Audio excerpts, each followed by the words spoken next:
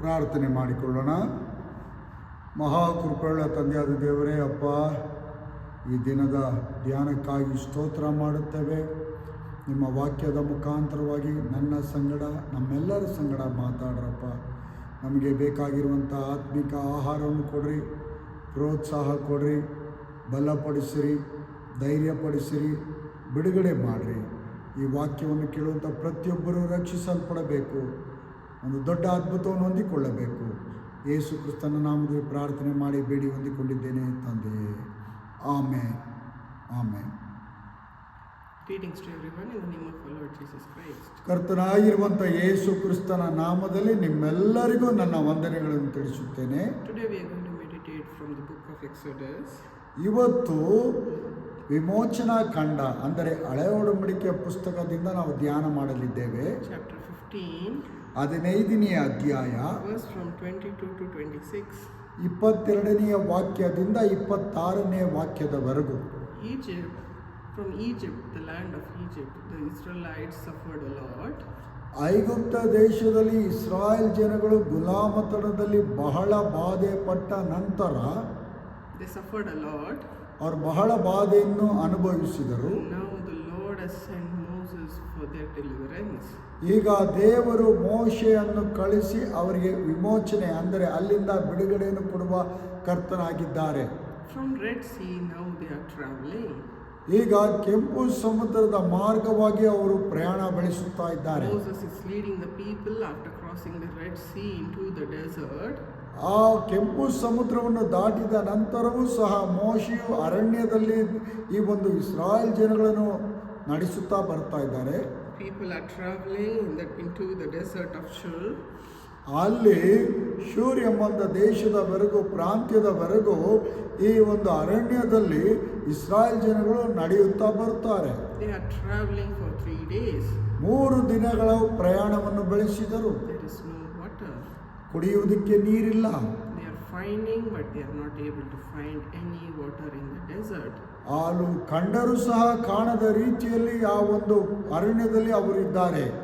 They are traveling and traveling. ಅವರು ಪ್ರಯಾಣ ಬೆಳೆಸುತ್ತಾ ಇದ್ದಾರೆ without water. ನೀರಿಲ್ಲದೆ. Water is very important. ಮನುಷ್ಯನಿಗೆ ನೀರು ಬಹಳ ಅವಶ್ಯಕತೆ. That too, walking in desert is a huge thing. ಅಲ್ಲಿ ಅರಣ್ಯದಲ್ಲಿ ಪ್ರಯಾಣ ಮಾಡುವುದು, ನಡೆದುಕೊಂಡು ಹೋಗುವುದಂದ್ರೆ ಬಹಳ ಕಠಿಣವಾದಂಥ ಒಂದು ಕೆಲಸ. It takes more water for the human being to live when they walk in the desert. ಅರಣ್ಯದಲ್ಲಿ ನಡೆಯುವಾಗ ಮನುಷ್ಯನಿಗೆ ಬಹಳ ಆಯಾಸಗೊಂಡಿರ್ತಾನೆ, ಹೆಚ್ಚಾದ ನೀರು ಅವಶ್ಯಕತೆ ಇರುತ್ತದೆ.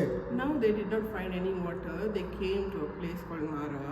ಅವರಿಗೆ ನೀರು ಸಿಗದೇ ಇತ್ತು. ಆದರೂ ಪ್ರಯಾಣ ಬೆಳೆಸಿದ ನಂತರ ಒಂದು ಸ್ಥಳಕ್ಕೆ ಬಂದರು. ಆ ಸ್ಥಳದ ಹೆಸರು ಮಾರ ಎಂಬುದಾಗಿ. They found water, ಅವರು ನೀರನ್ನು ಕಂಡುಕೊಂಡರು. but it was not fit to drink. ಆದರೆ ಆ ನೀರನ್ನು ಕುಡಿಯಲು ಸಾಧ್ಯವಿಲ್ಲ. It was bitter. ಅದು ಬಹಳ ಕಹಿಯಾಗಿತ್ತು. Because it is bitter, that place is called as Mara. ಅದು ಕಹಿಯಾಗಿ ಇದ್ದ ಕಾರಣ, ಆ ನೀರು ಕಹಿಯಾಗಿತ್ತು, ಅದಕ್ಕೆ ಆ ಸ್ಥಳಕ್ಕೆ ಮಾರ ಎಂಬುದಾಗಿ ಹೆಸರು ಉಂಟಾಯಿತು. Verse 24. 24ನೇ ವಾಕ್ಯದಲ್ಲಿ ನೋಡುತ್ತೇವೆ, People are grumbling against Moses. ಮೋಶೆಗೆ ವಿರುದ್ಧವಾಗಿ ಇಸ್ರಾಯೇಲ್ ಜನಗಳು ಅತಿಯಾಗಿ ಗುಣಗುಟ್ಟುತ್ತಾ ಇದ್ದಾರೆ. They are telling, what are we to drink? ನಮಗೆ ನೀರು ಕುಡಿಯಬೇಕಾಗಿದೆ, ನಾವು ಏನನ್ನು ಕುಡಿಯಲು ಸಾಧ್ಯ? When the people are grumbling, ಆ ಜನಗಳು ಗುಣಗುಟ್ಟುತ್ತಾ ಇದ್ದಾಗ what is Moses doing? ಮೋಶೆ ಏನು ಮಾಡ್ತಾ ಇದ್ದಾರೆ? He could also make them to shut their mouth. ಮೋಶೆ ಹೇಳಬಹುದಾಗಿತ್ತು, ಎಲ್ಲರೂ ಬಾಯಿ ಮುಚ್ಚಿಕೊಂಡು ಕೂತ್ಕೊಳ್ಳಿ ಎಂಬುದಾಗಿ. He could have said, the Lord has done such great things, why are you grumbling now for the small thing? ದೇವರು ದೊಡ್ಡ ಕಾರ್ಯವನ್ನು ಇಷ್ಟೆಲ್ಲ ಮಾಡಿದ್ದಾರಲ್ಲ, ಈ ಒಂದು ಸಣ್ಣ ವಿಷಯಕ್ಕಾಗಿ ಯಾಕೆ ನೀವು ಗುಣಗುಟ್ಟುತ್ತೀರಿ ಎಂಬುದಾಗಿ ಅವರನ್ನು ಗದರಿಸಿ ಬಾಯಿ ಮುಚ್ಚಿಸಬಹುದಾಗಿತ್ತು. He could have told the people, has delivered you from slavery, has brought you out of Egypt, he has made you cross the Red Sea. Still, why are you grumbling against the Lord? ಐಗುಪ್ತ ದೇಶದ ಗುಲಾಮತನದಿಂದ ನನ್ನ ಕರ್ತನು ನಿಮಗೆ ಬಿಡುಗಡೆಯನ್ನು ಮಾಡಿ ಕೆಂಪು ಸಮುದ್ರದ ಮಾರ್ಗವಾಗಿ ಇಲ್ಲಿಯವರೆಗೂ ಕಾಪಾಡುತ್ತಾ ನಡೆಸುತ್ತಾ ಬಂದಿದ್ದಾರೆ. ಆದಾಗಲೂ ಸಹ ಯಾಕೆ ನೀವು ಗುಣಗುಟ್ಟಿದ್ದೀರಾ ಎಂಬುದಾಗಿ ಕೇಳಬಹುದಾಗಿತ್ತು. Moses, being the leader for the people of Israelites, ಮೋಶೆಯು ಇಸ್ರಾಯೇಲ್ ಜನಗಳ ನಾಯಕನಾಗಿದ್ದನು. he did did not grumble against the Lord, ದೇವರಿಗೆ ವಿರುದ್ಧವಾಗಿ ಮೋಶೆ ಗುಣಗುಟ್ಟಲಿಲ್ಲ. nor he was angry against the people of Israelites. ಅದು ಮಾತ್ರವಲ್ಲದೆ ಇಸ್ರಾಯೇಲ್ ಜನಗಳ ಮೇಲೆ ಕೋಪಗೊಳ್ಳಲಿಲ್ಲ. What is he doing? ಆತನು ಏನು ಮಾಡ್ತಾ ಇದ್ದಾನೆ? Verse 25, 25ನೇ ವಾಕ್ಯದಲ್ಲಿ ನೋಡುತ್ತೇವೆ. we read that Moses cried out to the Lord. ಅಲ್ಲಿ ವಿಮೋಚನಾ ಕಾಂಡ 15:25 ನೋಡ್ತೇವೆ, ಕರ್ತನಿಗೆ ಮೊರೆ ಇಟ್ಟನು. And the Lord showed him a piece of wood. ಅಲ್ಲಿ ಕರ್ತನು ಅವನಿಗೆ ಒಂದು ಕಟ್ಟಿಗೆ ತುಂಡನ್ನು ತೋರಿಸಿದರು. I do not know in other translation how it is written. In English it says a piece of wood.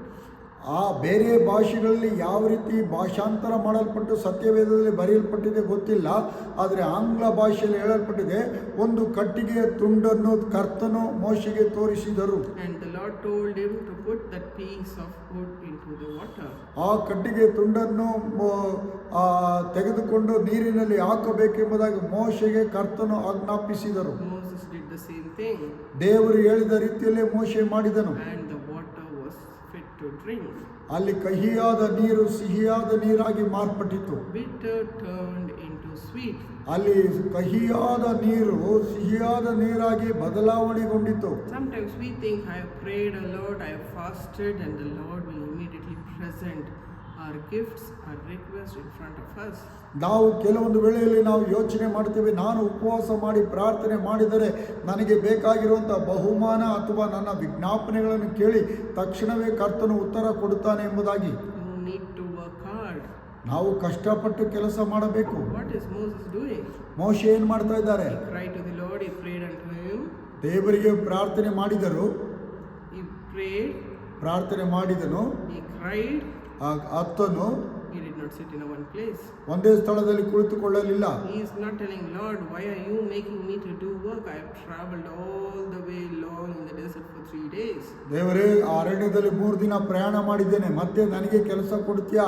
ನಾನು ಬಹಳ ಆಯಾಸಗೊಂಡಿದ್ದೇನೆ ಎಂಬುದಾಗಿ ಮೋಶೆ ಕರ್ತನಿಗೆ ಹೇಳಲಿಲ್ಲ. I fasted, I cried. You can turn the water from bitter to sweet. Why are you telling me to put the piece of wood into the water?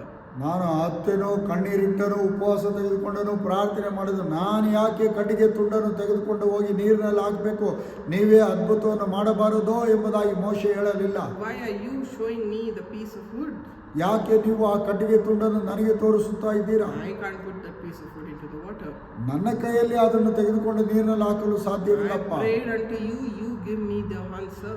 ನಾನು ಪ್ರಾರ್ಥನೆ ಮಾಡಿದ್ದೇನೆ, ನೀವು ನನಗೆ ಉತ್ತರವನ್ನು ಕೊಡ್ರಿ. Change from bitter into water, sweet, the water. ಕಹಿಯಾದ ನೀರನ್ನು ನೀವೇ ಸಿಹಿಯಾದ ನೀರನ್ನಾಗಿ ಮಾರ್ಪಡಿಸಿರಿ. Moses is obeying to the word of the Lord.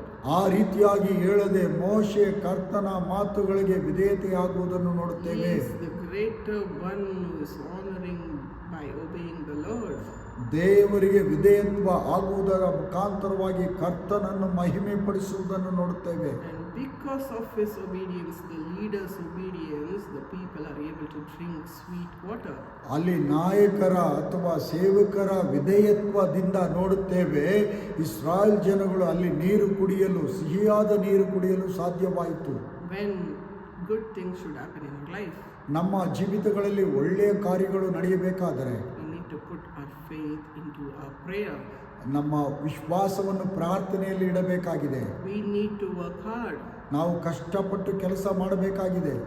What is Moses doing? ಮೋಶೆ ಏನು ಮಾಡಿದ್ರು? He is sitting and praying. He is kneeling down and praying to the Lord. ದೇವರಿಗೆ ಮೊಣಕಾಲೂರಿ ಪ್ರಾರ್ಥನೆ ಮಾಡಿದರು. By kneeling in one place, can he take up the piece of wood and put it into the well? ಬರೀ ನೀರಿನ ಮೊಣಕಾಲಾಗಿ ಪ್ರಾರ್ಥನೆ ಮಾಡಿಬಿಟ್ರೆ ಸಾಕ, ಕಟ್ಟಿಗೆ ಹೋಗಿ ನೀರಿನಲ್ಲಿ ಬಿದ್ದುಬಿಡುತ್ತದ? From the place he is sitting, he need to stand. He need to go to the place of the wood. He need to carry it and come back to the well and then put it into the water. ಪ್ರಾರ್ಥನೆ ಆದ ನಂತರ ಇರುವ ಸ್ಥಳವನ್ನು ಬಿಟ್ಟು ಎದ್ದು ಆ ಕಟ್ಟಿಗೆ ಇರುವಂಥ ಸ್ಥಳಕ್ಕೆ ಹೋಗಿ ಆ ಕಟ್ಟಿಗೆ ತುಂಡನ್ನು ತೆಗೆದುಕೊಂಡು ಬಂದು ಆ ನೀರಿನಲ್ಲಿ ಹಾಕುವಾಗ ಮಾತ್ರ ಅಲ್ಲಿ ಕೆಲಸ ನಡೆಯುತ್ತದೆ. And then take up the water from the well and drink and see how it tastes. ಆ ಕಟ್ಟಿಗೆ ತುಂಡನ್ನು ಹಾಕಿದ ನಂತರ ಆ ನೀರನ್ನು ತೆಗೆದುಕೊಂಡು ರುಚಿ ನೋಡಿದಾಗ ಮಾತ್ರವೇ ಆ ನೀರಿನ ರುಚಿ ಗೊತ್ತಾಗುತ್ತದೆ. Without tasting it, he cannot make sure and tell the people that the water is sweet. Come, let's everyone have a drink. ಆತನು ಒಂದು ರುಚಿಯನ್ನು ನೋಡದೆ ಜನಗಳಿಗೆ ಬಂದು ಬರ್ರಪ್ಪ ಎಲ್ಲರೂ ಈ ನೀರನ್ನು ಕುಡಿಯಿರಿ, ಸಿಹಿಯಾಗಿದೆ ಎಂಬುದಾಗಿ ಹೇಳಲು ಸಾಧ್ಯವೇ ಇಲ್ಲ. When God has done great miracles in our life, when we are obedient to Him, then only we can tell others what God can do for them. ದೇವರಿಗೆ ನಾವು ವಿಧೇಯತೆ ಆಗುವಾಗ, ನಂಬಿಕೆ ಇಡುವಾಗ, ಕರ್ತನು ನಮ್ಮ ಜೀವನದಲ್ಲಿ ಅದ್ಭುತಗಳನ್ನು ಮಾಡುವಾಗ ಮಾತ್ರ ನಾವು ಮತ್ತೊಬ್ಬರಿಗೆ ಕರ್ತನು ಮಾಡಿದಂಥ ಅದ್ಭುತ ಕಾರ್ಯಗಳನ್ನು ಸಾಕ್ಷಿಯಾಗಿ ಹೇಳಲು ಸಾಧ್ಯ. We need to come to the presence of the Lord. ನಾವು ದೇವರ ಪ್ರಸನ್ನತೆಯಲ್ಲಿ ದೇವರ ಆಲಯಕ್ಕೆ ಬರಬೇಕಾಗಿದೆ. Where will we find a piece of wood? ನಮಗೆ ಎಲ್ಲಿ ಆ ಒಂದು ಕಟ್ಟಿಗೆಯ ತುಂಡು ಸಿಗುತ್ತದೆ? We will find it in the presence of the Lord. ದೇವರ ಪ್ರಸನ್ನತೆಯಲ್ಲಿ ಮಾತ್ರ ಆ ಕಟ್ಟಿಗೆ ತುಂಡು ಸಿಗುತ್ತದೆ. We will pray in the house. ಮನೆಯಲ್ಲಿ ಪ್ರಾರ್ಥನೆ ಮಾಡ್ತೇವೆ, Pray in the presence of the Lord. ದೇವರ ಪ್ರಸನ್ನತೆಯಲ್ಲಿ ಪ್ರಾರ್ಥನೆ ಮಾಡ್ತೇವೆ. But in the presence of the Lord, we are able to find the piece of wood which can change from bitter to sweet.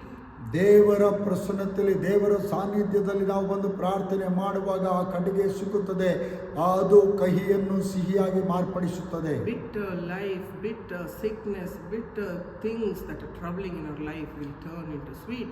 ನಮ್ಮ ಜೀವಿತಗಳಲ್ಲಿ, ನಮ್ಮ ಕುಟುಂಬಗಳಲ್ಲಿ, ನಮ್ಮ ವೈಯಕ್ತಿಕ ಜೀವಿತದಲ್ಲಿ ನಮ್ಮನ್ನು ತೊಂದರೆ ಪಡಿಸುವಂಥ ಕಹಿಯಾದ ರೋಗ, ಕಹಿಯಾದ ಹೋರಾಟ, ಕಹಿಯಾದ ಕಷ್ಟಗಳು, ಕಹಿಯಾದ ಅವಮಾನಗಳು ಅದು ಸಿಹಿಯಾಗಿ ಮಾರ್ಪಡಬೇಕಾದರೆ ದೇವರ ಒಂದು ಸಾನ್ನಿಧ್ಯಕ್ಕೆ ಬರಬೇಕಾಗಿದೆ. Let's turn to the book of Isaiah, ಯೆಶಾಯನ ಪ್ರವಾದನೆಯ ಗ್ರಂಥವನ್ನು ನಾವು ತೆಗೆದಿಟ್ಟುಕೊಳ್ಳೋಣ. chapter 55, 55ನೇ ಅಧ್ಯಾಯ verse from 1 and 2.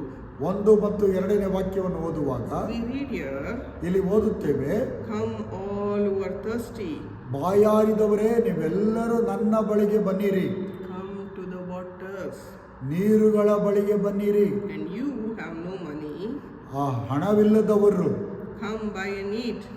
ತೆಗೆದುಕೊಂಡು ನೀವು ತಿನ್ನಿರಿ.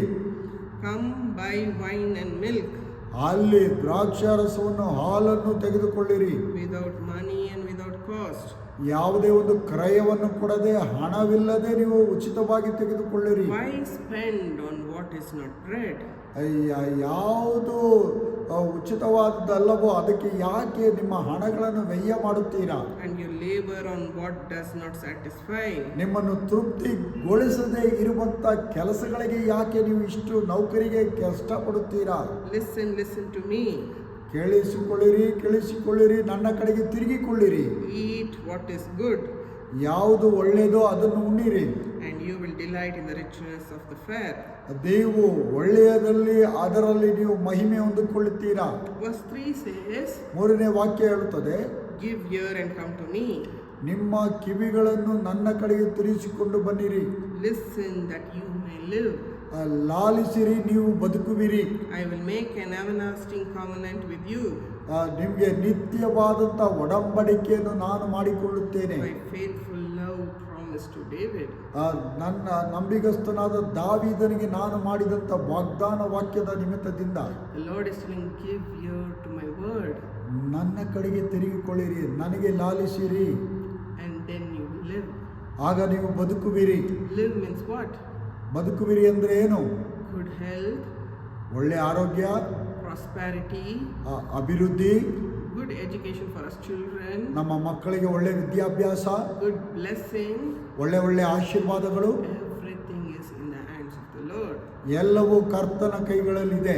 The Lord is telling, "One who is thirsty, come to the waters." ಬಾಯಾರಿದವರೇ ನೀರುಗಳ ಬಳಿಗೆ ಬನ್ನಿರಿ ಎಂಬುದಾಗಿ ಕರ್ತನು ಹೇಳುತ್ತಾರೆ. When we are thirsty, will the water come to us, or will we go to the water? ನಮಗೆ ಬಾಯಾರಿದಾಗ ನಮ್ಮ ಬಳಿಗೆ ನೀರು ಬರುತ್ತದಾ? ನೀರು ಇರುವ ಸ್ಥಳಕ್ಕೆ ನಾವು ಹೋಗುತ್ತೇವಾ? We need to go near the water, take it, and then put it into our mouth. ನಾವು ನೀರು ಇರುವಂತ ಸ್ಥಳಕ್ಕೆ ಹೋಗಿ ನೀರನ್ನು ತೆಗೆದುಕೊಂಡು ನಮ್ಮ ಬಾಯಿ ಒಳಗಡೆ ಹಾಕಬೇಕಾಗಿದೆ. The water cannot go itself into our mouth. ಅದೇ ಮಾಯದ ರೂಪದಲ್ಲಿ ನೀರು ಬಂದು ನಮ್ಮ ಬಾಯಿ ಒಳಗಡೆ ಹೋಗುವುದಿಲ್ಲ. The water cannot think that you are thirsty, let me go inside your mouth. ಆ ನೀರು ಯೋಚನೆ ಮಾಡುವುದಿಲ್ಲ, ಈ ವ್ಯಕ್ತಿ ಬಾಯಾರಿದ್ದಾನೆ, ನಾನು ಹೋಗಿ ಅವನ ಬಾಯಿನಲ್ಲಿ ನಾನು ಸೇರಿಕೊಂಡು ಆತನ ಬಾಯಾರಿಕೆಯನ್ನು ತೀರಿಸುತ್ತೇನೆ ಎಂಬುದಾಗಿ ನೀರು ಪ್ರಯತ್ನ ಮಾಡುವುದಿಲ್ಲ. Same way the water is in the presence of the Lord. ದೇವರ ಪ್ರಸನ್ನತೆಯಲ್ಲಿ ನೀರು ಉಂಟು. The piece of wood is in the presence of the Lord. ದೇವರ ಪ್ರಸನ್ನತೆಯಲ್ಲಿ ಒಂದು ಕಟ್ಟಿಗೆಯ ತುಂಡು ಉಂಟು. We need to go near it. ಅದರ ಬಳಿಗೆ ನಾವು ಹೋಗಬೇಕು. Get up from the place of sickness. ನಿನ್ನ ಈ ಒಂದು ರೋಗದ ಹಾಸಿಗೆಯಿಂದ ಎದ್ದೇಳು. Get up from the place of debt. ಅಲ್ಲಿ ಬಂದು ಸಾಲದ ಹಾಸಿಗೆಯಿಂದ ಎದ್ದೇಳು. Get up from the place of trouble. ತೊಂದರೆಯ ಸ್ಥಳದಿಂದ ಎದ್ದೇಳು. Get up from the place of criticism. ಅವಮಾನದ ಸ್ಥಳದಿಂದ ಎದ್ದೇಳು. Get up from the place where there is no good job in your life. ನಿನ್ನ ಜೀವನದಲ್ಲಿ ಒಳ್ಳೆಯ ಕೆಲಸ ಇಲ್ಲದೆ ಇರುವಂಥ ಸ್ಥಳದಿಂದ ಎದ್ದೇಳು. Come to the waters. ನೀರುಗಳ ಬಳಿಗೆ ಬನ್ನಿರಿ. And the water, when you drink, your thirst will go. ನೀರನ್ನು ಕುಡಿಯುವಾಗ ನಿಮ್ಮ ಬಾಯಾರಿಕೆ ಹೋಗುತ್ತದೆ. The verse says, why are you spending money on which is not bread? ಯಾವುದು ಉಪಯೋಗ ಇಲ್ಲದೆ ಇರೋದಕ್ಕೆ ಯಾಕೆ ನೀವು ಹಣವನ್ನು ವ್ಯರ್ಥ ಮಾಡುತ್ತೀರಾ? The Lord says, without cost, without money, I am ready to give you blessing in the presence of the Lord. ಹಣವಿಲ್ಲದೆ ಕ್ರಯವಿಲ್ಲದೆ ನನ್ನ ಬಳಿಗೆ ಬರುವಾಗ ನಾನು ಉಚಿತವಾಗಿ ನಿಮಗೆ ಕೊಡುತ್ತೇನೆ ಎಂಬುದಾಗಿ ಕರ್ತನು ಹೇಳುತ್ತಾರೆ. Free gift is waiting for all of us in the presence of the Lord. ದೇವರ ಪ್ರಸನ್ನತೆಯಲ್ಲಿ ಉಚಿತವಾದಂತಹ ಬಹುಮಾನಗಳು ನಮಗಾಗಿ ಕಾದಿದೆ. All the troubles will vanish whenever you come and pray in the presence of the Lord. ದೇವರ ಪ್ರಸನ್ನತೆಯಲ್ಲಿ ಬಂದು ಪ್ರಾರ್ಥಿಸುವಾಗ ನಿಮ್ಮ ಎಲ್ಲಾ ತೊಂದರೆಗಳನ್ನು ಕರ್ತನು ನೀಗಿಸುತ್ತಾರೆ. As I told, Moses is getting up, taking the piece of wood, he is putting into the well, and he's taking up the water and drinking. Same way we need to come, sit in the presence of the Lord and pray to him. ನಾನು ಈಗಾಗಲೇ ಹೇಳಿದ ರೀತಿಯಲ್ಲಿ ಮುಂಚಿತವಾಗಿ ಮೋಶೆಯು ಪ್ರಾರ್ಥನೆ ಆದ ನಂತರ ಆ ಸ್ಥಳವನ್ನು ಬಿಟ್ಟು ಎದ್ದು ಹೋಗಿ ಆ ಕಟ್ಟಿಗೆ ತುಂಡನ್ನು ನೋಡಿ ಅದನ್ನು ನೀರಿನಲ್ಲಿ ಹಾಕಿದ ನಂತರ ನೀರನ್ನು ತೆಗೆದುಕೊಂಡು ರುಚಿ ನೋಡಿದನು. ಅದೇ ರೀತಿಯಾಗಿ ನಾವು ಕಷ್ಟಪಟ್ಟು ಕರ್ತನ ಸಮ್ಮುಖದಲ್ಲಿ ಒಂದು ಪ್ರಾರ್ಥನೆ ಮಾಡಿ ನಾವು ವಿಶ್ವಾಸದಿಂದ ನಾವು ಕ್ರಿಯೆ ಮಾಡುವಾಗ ಕರ್ತನು ದೊಡ್ಡ ಕಾರ್ಯಗಳನ್ನು ಮಾಡಲು ಶಕ್ತನಾಗಿದ್ದಾನೆ. We are very busy in our life. ನಾವು ಯೋಚನೆ ಮಾಡ್ತೇವೆ, ನನ್ನ ಜೀವನದಲ್ಲಿ ನಾನು ಬಹಳ ಬ್ಯುಸಿಯಾಗಿದ್ದೇನೆ, I do not have time. ನನಗೆ ಸಮಯವಿಲ್ಲ. Morning I go, night I come. ಬೆಳಗ್ಗೆ ಕೆಲಸಕ್ಕೆ ಹೋಗುತ್ತೇನೆ, ರಾತ್ರಿ ಬರುತ್ತೇನೆ. I go for school and college this morning and I come back in the evening. ಶಾಲೆಗಳಿಗೆ ಕಾಲೇಜುಗಳಿಗೆ ಬೆಳಗ್ಗೆ ಹೋಗಿ ಸಂಜೆ ಬರುತ್ತೇನೆ. There is a lot of homework given to me. ಮನೆಯಲ್ಲಿ ಮಾಡುವಂತ ಪಾಠ ಪುಸ್ತಕದ ಅನೇಕ ಕೆಲಸಗಳು ನಾನು ಮಾಡಬೇಕಾಗಿದೆ. A lot of projects, a lot of things which I need to do. ಅನೇಕ ಪ್ರಾಜೆಕ್ಟ್ಗಳನ್ನು ಕೊಟ್ಟಿದ್ದಾರೆ, ನಾನು ಮಾಡಬೇಕಾಗಿದೆ. There is no time for me to go to the presence of the Lord. ದೇವರ ಪ್ರಸನ್ನತೆಗೆ ಹೋಗೋದಕ್ಕೆ ನನಗೆ ಸಮಯ ಇಲ್ಲ. If you think you can't go to the presence of the Lord, ದೇವರ ಪ್ರಸನ್ನತೆಗೆ ನಾನು ಹೋಗಲು ನನಗೆ ಸಮಯ ಇಲ್ಲ ಎಂಬುದಾಗಿ ನೀನು ಯೋಚನೆ ಮಾಡುವುದಾದರೆ, how can your thirsty be gone? ಯಾವ ರೀತಿಯಲ್ಲಿ ನಿನ್ನ ಬಾಯಾರಿಕೆ ಹೋಗಲು ಸಾಧ್ಯ? The Lord does not tell, come and pray hours together, sit here and pray to me. ಬರೀ ದೇವರು ನೀನು ಬಂದು ನನ್ನ ಆಲಯದಲ್ಲಿ ಕುಳಿತುಕೊಂಡು ಗಂಟೆ ಪ್ರಾರ್ಥನೆ ಮಾಡಿ ಎಂಬುದಾಗಿ ಸುಮ್ಮನೆ ಹೇಳ್ತಾ ಇಲ್ಲ. He's not telling, come and sit hours together. ಬಂದು ಇಲ್ಲಿ ಗಂಟೆ ಕೂತ್ಕೋ ಎಂಬುದಾಗಿ ದೇವರು ಹೇಳ್ತಾ ಇಲ್ಲ. In your busy schedule, you need to keep away a little time for the Lord. Come for your own blessings in your life. ನಿನ್ನ ಜೀವನದಲ್ಲಿ ನಿನ್ನ ಸ್ವಂತ ಆಶೀರ್ವಾದಕ್ಕಾಗಿ ನೀನು ಬ್ಯುಸಿಯಾಗಿದ್ದಾಗ, ಬಿಡುವೇ ಇಲ್ಲದೆ ಇದ್ದಾಗ, ಅಂಥ ಸಂದರ್ಭದಲ್ಲಿ ಕರ್ತನನ್ನು ಹುಡುಕಿ ಆತನ ಪ್ರಸನ್ನತೆಯನ್ನು ಹುಡುಕಿ ಪ್ರಾರ್ಥಿಸಿ ನೀನು ಮಾಡುತ್ತೀಯಲ್ಲ, ಅದರಲ್ಲಿ ಒಂದು ದೊಡ್ಡ ಮಹಿಮೆ ಆಶೀರ್ವಾದಗಳು ಉಂಟು. At least for half an hour in your busy schedule, you can come to the presence of the Lord. ನೀನು ಎಷ್ಟೇ ಬ್ಯುಸಿಯಾಗಿದ್ರು ಅಟ್ಲೀಸ್ಟ್ ಒಂದು ಅರ್ಧ ತಾಸು ದೇವರ ಸಮ್ಮುಖದಲ್ಲಿ ಬಂದು ನೀನು ಪ್ರಾರ್ಥಿಸಬಹುದು. At least for 15 minutes you can come and ask the Lord to give you blessings in your life. ನಿನ್ನ ಜೀವನದಲ್ಲಿ ಕರ್ತನು ನಿನಗೆ ಆಶೀರ್ವಾದ ಕೊಡುವ ಸಲುವಾಗಿ ಸ್ವಾಮಿ ಎಂಬುದಾಗಿ ಅಟ್ಲೀಸ್ಟ್ ಒಂದು 15 ನಿಮಿಷ ಬಂದು ನೀನು ಪ್ರಾರ್ಥಿಸಬಹುದು. We travel. ನಾವು ಪ್ರಯಾಣ ಮಾಡುತ್ತೇವೆ. We know there is a lot of traffic in the country. ದೇಶದಲ್ಲಿ ತುಂಬಾ ಟ್ರಾಫಿಕ್ ಇರುವುದು ನಮಗೆ ಗೊತ್ತು. We cannot control the traffic. ನಾವು ಟ್ರಾಫಿಕ್ ಅನ್ನು ಕಂಟ್ರೋಲ್ ಮಾಡಲು We ಸಾಧ್ಯವಿಲ್ಲ. cannot tell them, I need to hurry up to the work, I need to be there on time, why are you so making me to stop here? Give all the green signal, let me rush to the office. ನಾನು ಕೆಲಸಕ್ಕೆ ಹೋಗುವಾಗ, ಕಾಲೇಜಿಗೆ ಹೋಗುವಾಗ, ನಾನು ಬೇಗನೆ ಹೋಗಿ ಸೇರಿಕೊಳ್ಬೇಕು, ಯಾಕಯ್ಯ ಇಷ್ಟು traffic ಇದೆ, ನಾನು ಒಬ್ಬನಿಗೆ ನನಗೆ ಗ್ರೀನ್ ಸಿಗ್ನಲ್ ಕೊಡ್ರಿ, ನಾನು ವೇಗವಾಗಿ ಹೋಗಿ ಸೇರಿಕೊಳ್ತೇನೆ ಅಂತೇಳಿ ಸರ್ಕಾರಕ್ಕೆ ನಾವು ಆಜ್ಞಾಪಡಿಸಲು ಸಾಧ್ಯವಿಲ್ಲ. We cannot tell someone to clear the route and give us the clear way to rush to our work.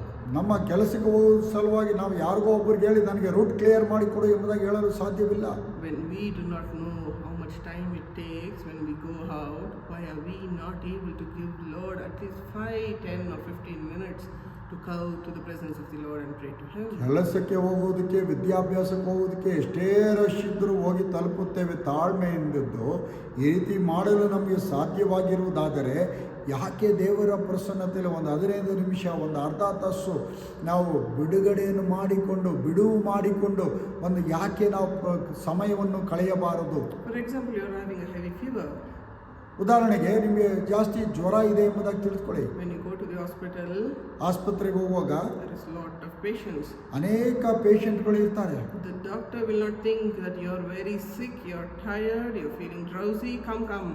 First you come, I will see you and send it to you. ವೈದ್ಯರು ಎಲ್ಲರನ್ನೂ ಬಿಟ್ಬಿಟ್ಟು ಬಾರಪ್ಪ ನಿಮ್ಗೆ ತುಂಬ ಜ್ವರ ಇದೆ, ನೀನು ಭಾಳ ಟಯರ್ಡ್ ಆಗಿದೆ ಅಂತ ಫಸ್ಟ್ ನಿಮಗೆ ನೋಡುವುದಿಲ್ಲ. Even though you have diarrhea, vomiting, fever, whatever, you need to sit and wait until all the patients have gone in front of you and your turn comes. ನಿಮಗೆ ತುಂಬ ಆಯಾಸ ಇದ್ದರು, ಜ್ವರ ಇದ್ದರು, ವಾಂತಿ ಇದ್ದರು, ಹೊಟ್ಟೆ ನೋವು ಇದ್ದರು, ಏನೇ ಇದ್ದರೂ ಸಹ ನಿಮ್ಮ ಸರದಿ ಬರುವಾಗ ಮಾತ್ರ ಡಾಕ್ಟರ್ ಕರೆಯುತ್ತಾರೆ. He does not think your pain. ನಿನ್ನ ಒಂದು ನೋವು ಆತನಿಗೆ ಅರ್ಥವಾಗುವುದಿಲ್ಲ. He sees all the patient and he thinks everyone is in the same situation. ಆತನು ಯೋಚನೆ ಮಾಡೋದು ನಿನ್ನ ರೀತಿಯಲ್ಲಿ ಎಲ್ಲರೂ ತೊಂದರೆಗೊಳಗಾಗಿದ್ದಾರೆ, ಎಲ್ಲರೂ ನೋವಿನಲ್ಲಿದ್ದಾರೆ ಎಂಬುದಾಗಿ. He does not think, let me finish up fast so that I can see all the patients in a very limited time. ಆತನು ಯೋಚನೆ ಮಾಡೋದಿಲ್ಲ, ತನಗಿರುವಂಥ ಸಮಯದಲ್ಲಿ ಎಲ್ಲರನ್ನು ವೇಗವಾಗಿ ನೋಡಿ ಮುಗಿಸುತ್ತೇನೆ ಎಂಬುದಾಗಿ ಯೋಚಿಸುವುದಿಲ್ಲ. He does not know your pain. ನಿನ್ನ ತೊಂದರೆ ನೋವು ಆತನಿಗೆ ಅರ್ಥವಾಗುವುದಿಲ್ಲ. He does not know your suffering. ನಿನ್ನ ಸಮಸ್ಯೆಗಳು, ಹೋರಾಟ, ತೊಂದರೆ ಆತನಿಗೆ ಅರ್ಥವಾಗುವುದಿಲ್ಲ. The Lord knows your suffering, your pain in what you are undergoing. ಆದರೆ ಕರ್ತನಿಗೆ, ನನ್ನ ದೇವರಿಗೆ ನಿನ್ನ ತೊಂದರೆ ಏನು, ನಿನ್ನ ಸಮಸ್ಯೆ ಏನು, ನಿನ್ನ ಹೋರಾಟ ಏನು, ನಿನ್ನ ವೇದನೆ, ಕಷ್ಟ, ನೋವು ಏನು ಎಂಬುದಾಗಿ ಆತನ ಅರ್ಥ ಮಾಡಿಕೊಂಡಿದ್ದಾರೆ. He will not make us to wait just like the doctor. ವೈದ್ಯನ ರೀತಿಯಲ್ಲಿ ನಿನಗೆ ಕಾಯುವಂತ ನನ್ನ ಕರ್ತನು ಮಾಡುವುದಿಲ್ಲ. He is a doctor, great doctor who can heal you within minutes. ಆತನು ಘನವೈದ್ಯನಾಗಿದ್ದಾನೆ. ಒಂದೇ ನಿಮಿಷದಲ್ಲಿ ನೀನು ನಂಬುವುದಾದರೆ ನಿನ್ನನ್ನು ನನ್ನ ಕರ್ತನು ಸ್ವಸ್ಥಪಡಿಸುತ್ತಾರೆ. What we read here in Exodus chapter 15 is, ಇಲ್ಲಿ ವಿಮೋಚನಾ ಕಾಂಡ 15ನೇ ಅಧ್ಯಾಯದಲ್ಲಿ ನಾವು ಏನು ಓದುತ್ತೇವೆ ಎಂದರೆ, Moses cried unto the Lord and immediately the Lord is answering him. ಮೋಶೆ ದೇವರ ಹತ್ರ ಕೂಗಿದನು, ಕರ್ತನು ತಕ್ಷಣ ಆತನಿಗೆ ಉತ್ತರ ಕೊಟ್ಟನು. In the presence of the Lord there is great deliverance. ದೇವರ ಪ್ರಸನ್ನತೆಯಲ್ಲಿ ಶ್ರೇಷ್ಠವಾದಂಥ ಒಂದು ಬಿಡುಗಡೆ ಉಂಟು. In your pain, in your suffering, you need to be present in the presence of the Lord. How you are able to go to the hospital, you need to come to the presence of the Lord for the blessings in your life. ಯಾವ ರೀತಿಯಲ್ಲಿ ಕಷ್ಟ, ನಷ್ಟ, ನೋವು ಬರುವಾಗ ಆಸ್ಪತ್ರೆಗೆ ಹೋಗೋದಕ್ಕೆ ನಿನ್ನಿಂದ ಸಾಧ್ಯವೋ ಅದೇ ರೀತಿಯಲ್ಲಿ ಅಂಥ ತೊಂದರೆಗಳು, ಬಲಹೀನತೆ ಇರುವಾಗ ದೇವರ ಸಾನ್ನಿಧ್ಯವನ್ನು ಹುಡುಕಿ ದೇವರ ಪ್ರಸನ್ನತೆಯಲ್ಲಿ ನೀನು ಪ್ರಾರ್ಥನೆ ಮಾಡುವಾಗ ಕರ್ತನು ದೊಡ್ಡ ಆಶೀರ್ವಾದವನ್ನು ಕೊಟ್ಟು ನಿನ್ನ ಜೀವನದಲ್ಲಿ ದೇವರು ದೊಡ್ಡ ಕಾರ್ಯಗಳನ್ನು ಮಾಡಲು ಶಕ್ತನಾಗಿದ್ದಾನೆ. It does not mean that when you are sick, do not go to the hospital. ಈ ರೀತಿ ಹೇಳಿದ ತಕ್ಷಣ ನಿಮಗೆ ತೊಂದರೆ, ಕಾಯಿಲೆ ಬಂದಾಗ ಆಸ್ಪತ್ರೆಗೆ ಹೋಗಬಾರದು ಎಂಬುದಾಗಿ ನನ್ನ ತಾತ್ಪರ್ಯವಲ್ಲ, ನನ್ನ ಅರ್ಥವಲ್ಲ. You need to go. ನಿಮಗೆ ವೈದ್ಯನೂ ಬೇಕು. But I'm comparing how much time we are spending there, but why are we not spending in the presence of the Lord? ನಾನು ಹೊಂದಾಣಿಕೆ ಮಾಡಿ ಹೇಳ್ತಾ ಇದ್ದೇನೆ, ಆಸ್ಪತ್ರೆಯಲ್ಲಿ ಎಷ್ಟು ಗಂಟೆ ಬೇಕಾದರೂ ನಾವು ಕಳೆಯುತ್ತೇವೆ ಹೊರತು ದೇವರ ಸಾನ್ನಿಧ್ಯದಲ್ಲಿ ಕಳೆಯುವುದಿಲ್ಲ. ಅದಕ್ಕಾಗಿ ಹೊಂದಾಣಿಕೆ ಮಾಡಿ ಹೇಳಿದೆ, ಅಲ್ಲಿ ಅಷ್ಟು ಹೆಚ್ಚಾಗಿ ಸಮಯ ಕಳೆಯುತ್ತೀರಲ್ಲ, ಯಾಕೆ ಒಂದು 15 ನಿಮಿಷ ಕರ್ತನ ಸಾನ್ನಿಧ್ಯದಲ್ಲಿ ಬರಬಾರದು ಎಂಬುದಾಗಿ. The Lord is not only making the water from bitter to sweet. ಬರೀ ಕರ್ತನು ಆ ಕಹಿಯಾದ ನೀರನ್ನು ಸಿಹಿಯಾಗಿ ಮಾಡಿದ್ದು ಮಾತ್ರವಲ್ಲದೆ, Verse 26, the Lord says, ಅಲ್ಲಿ 26ನೇ ವಾಕ್ಯದಲ್ಲಿ ಕರ್ತನು ಹೇಳುತ್ತಾರೆ, if you listen carefully to the Lord ನೀವು ನಿಮ್ಮ ದೇವರಾದ ಯೆಹೋವನ ಮಾತನ್ನು ಶ್ರದ್ಧೆಯಿಂದ ಕೇಳಿ and do what is right in his eyes, ಆತನ ದೃಷ್ಟಿಗೆ ಸರಿ ಬೀಳುವುದನ್ನು ಮಾಡಿ, if you pay attention to his commands ಆತನ ಆಜ್ಞೆಗಳಿಗೆ ವಿಧೇಯರಾಗಿದ್ದು and keep all his decrees, ಆತನ ಕಟ್ಟಳೆಗಳನ್ನೆಲ್ಲ ಅನುಸರಿಸಿ ನಡೆದರೆ, I will not bring on you any of the diseases I brought on the Egyptians. ನಾನು ಐಗುಪ್ತರಿಗೆ ಉಂಟು ಮಾಡಿದ ವ್ಯಾಧಿಗಳಲ್ಲಿ ಒಂದನ್ನು ನಿಮಗೆ ಬರಗೊಡಿಸುವುದಿಲ್ಲ. For I am the Lord who heals you. ಯೆಹೋವನೆಂಬ ನಾನೇ ನಿನಗೆ ಆರೋಗ್ಯದಾಯಕನು. The Lord is telling, obey to me.